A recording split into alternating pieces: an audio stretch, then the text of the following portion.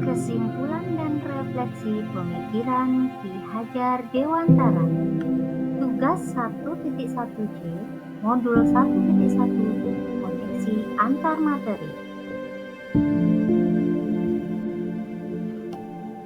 Perkenalkan, nama saya Indro Wahyuningsih, calon guru penggerak Angkatan 11 Kabupaten Pelalawan. Pendidikan dan pengajaran. Menurut filosofi pemikiran Ki Hajar Dewantara, pendidikan dan pengajaran merupakan dua hal yang berbeda. Pendidikan pada hakikatnya adalah menuntun atau memberi tuntunan kepada segala kekuatan kodrat yang dimiliki anak agar ia mendapat keselamatan dan kebahagiaan setinggi-tingginya, baik sebagai manusia maupun sebagai anggota masyarakat. Sedangkan pengajaran adalah proses pendidikan dalam memberi ilmu untuk kecakapan hidup anak secara lahir dan batin. Pendidikan dapat menciptakan ruang bagi murid agar mampu bertumbuh secara utuh dan memuliakan dirinya sendiri dan orang lain serta menjadi mandiri. Pengajaran merupakan bagian dari pendidikan itu sendiri. Pertanyaan yang muncul ketika saya melakukan refleksi adalah, apa yang Anda percaya tentang murid dan pembelajaran di kelas sebelum mempelajari modul 1.1? Sebelum mempelajari modul 1.1, saya beranggapan bahwa proses pembelajaran sebagai media transfer materi saja. Saya hanya mempertimbangkan nilai dari satu aspek, yaitu aspek kognitif. Ketuntasan dalam penyampaian materi lebih penting daripada memahami karakter murid. Pembelajaran dianggap telah berhasil apabila mencapai KKM. Sebelum mempelajari modul 1.1, saya juga beranggapan bahwa murid hanya sebagai objek pembelajaran. Pembelajaran yang saya terapkan hanya terfokus kepada perilaku yang saya lakukan, atau disebut dengan istilah teacher center. Pembelajaran yang saya terapkan cenderung meminta murid untuk sering menghafal materi pelajaran. Ketika pencapaian murid tidak tuntas, saya menganggap diri saya telah gagal, bahkan terkadang saya merasa lelah dengan diri sendiri.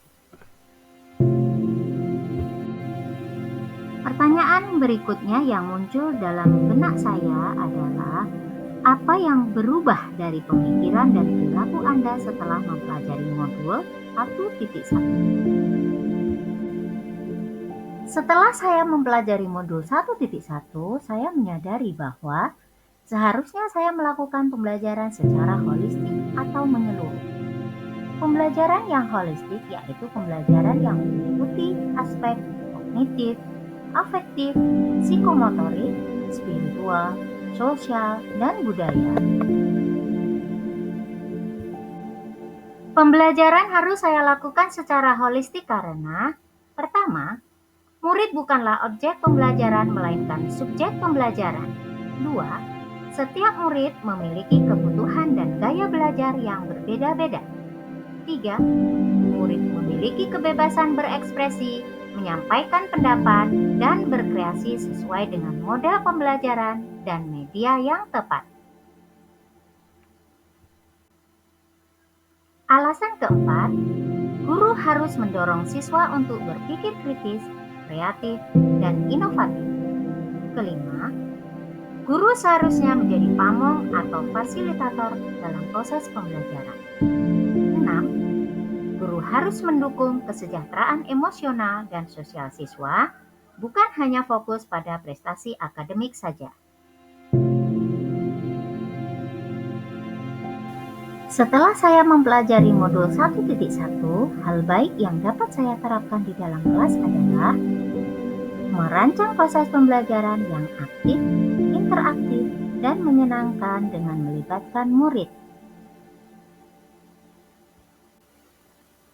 Menerapkan pembelajaran abad 21, yaitu berpikir kritis, kreatif, inovatif, komunikatif, dan kolaboratif.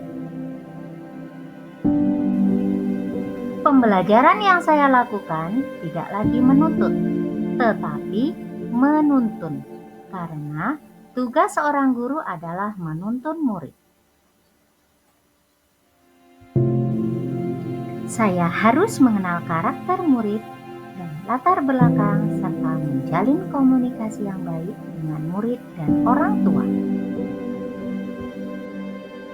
Salam guru penggerak, tergerak, bergerak, dan menggerakkan. Terima kasih.